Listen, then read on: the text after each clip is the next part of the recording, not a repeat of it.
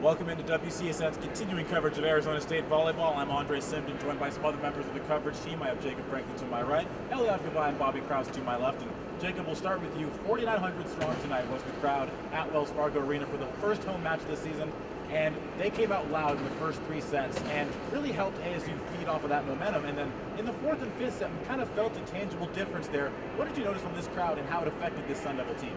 It's exactly like you said. I mean, in those first three sets, ASU was able to grab a 2-1 lead behind what I think was the crowd factor. I mean, this crowd showed up and they were loud, they were into it, they were rowdy, everyone was going. And I think that kind of gave the Sun Devils a little bit of more momentum, you know? And then by the fourth and fifth set, we saw the crowd kind of thin out, and we don't know what the reason for that was. I mean, it was a crowd of 4,900 people, and by the end of the night, most of the upper bowl wasn't filled anymore.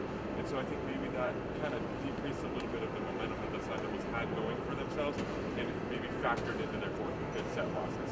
After an emphatic set 3 win, the Sun Devils lost set 4, 25-9, and then set 5, 15-7. And Bobby, I'll turn to you next. It seems like after that set 3 win, they were competing at a very high level and showing that they can really compete with the best of the best. But sets 4 and 5 told a very different story of this Sun Devil team. And so Stevie Mussey said post-game that she thinks they're not quite ready to compete yet. What are your thoughts on that? I have to agree with her because this team is still getting to know each other. 10 new players coming in. They still have chemistry to build. They still have to try and gain a rapport in the Pac-12. I think that in time, they're going to get to that level because this team is very, very talented. But it's just going to be a process of learning to not take their foot off the gas. And when you get an emotional third set win after dropping the first set and go up 2-1, you have to keep your foot on the gas and be able to drive through that fourth set and not get blown out 25-9 because then any momentum that you have is pretty much gone. So I think it's just going to be a time process for this to turn out well, but I do think that they're headed in the right direction eventually. Yeah, you mentioned that set 3 victory. Steve Mussey said post-game that they didn't really have someone to stop the bleeding, which was something they desperately needed in that fourth set where the gap just continued to margin. And Eliav, with that, I'll turn to you. And consistency seems to be something that is plaguing this team right now, and to where they'll be at the highest of the highs and then at the lowest of the lows seemingly in the blink of an eye. So what have you seen from this team as far as their consistency from set to set?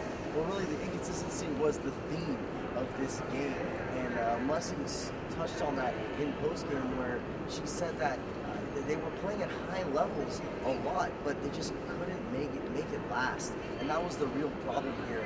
And that's what they need to work on moving forward. Just for 2.5 hours, stay focused. She mentioned that they seemed lost at moments, and at times where they really needed to be in focus and in tune, and they just weren't there. So if they can work on that in practice or whatever it takes to just stay focused for those full five sets, or if 3 if they can do it, and lock down and really get it done.